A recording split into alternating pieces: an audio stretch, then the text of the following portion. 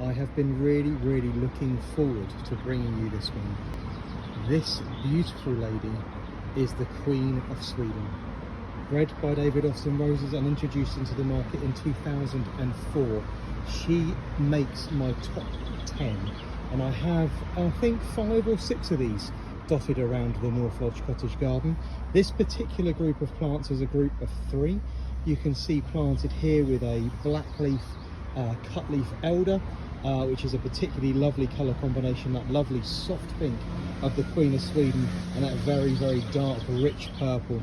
The Queen of Sweden is an upright bush rose, really very useful in the garden. As you can see from this leader here, virtually thornless, no barbs there to cause you any problems whatsoever, so makes a really good rose for cutting. Now don't get me wrong, none of these David Austin roses are going to last very long in a vase.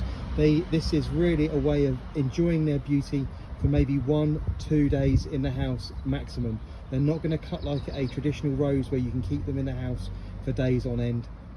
But for that short, brief period of time, the Queen of Sweden does make a really lovely cut flower.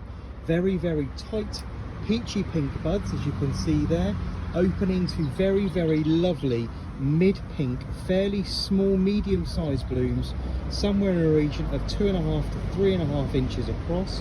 Now, don't let the fact that this rose doesn't have a great deal of scent put you off.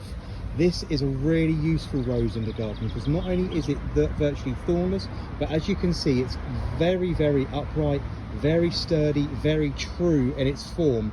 Has lovely dark green glossy leaves, very nice red flamed tips, and as I say, is very upright. And one of the best things about this rose is because the buds are so tight before they open, and then they open to this lovely shallow cup, this particular rose doesn't suffer very badly with balling, which is when the outer petals get wet in the summer just before they open and the bloom fails to open properly. Now this makes this really good during an English summer. The weather here sometimes is a little unpredictable during the summer, so this is a really good rose for being reliable and true during our British summers, which you obviously all really enjoy. Today is a very scorching hot day, but it's not always like this when roses come into flower. A really good rose for the back of a border, or for a mixed planting like this where it's in the border, standing over 5 feet tall. It's heading on for 6 feet tall.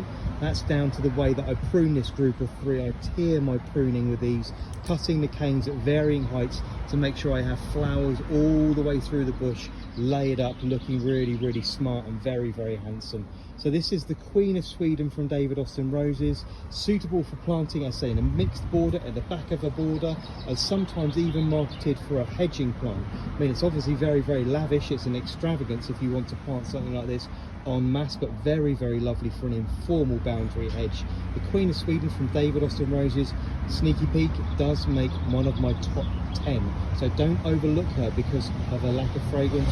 She really is a true queen.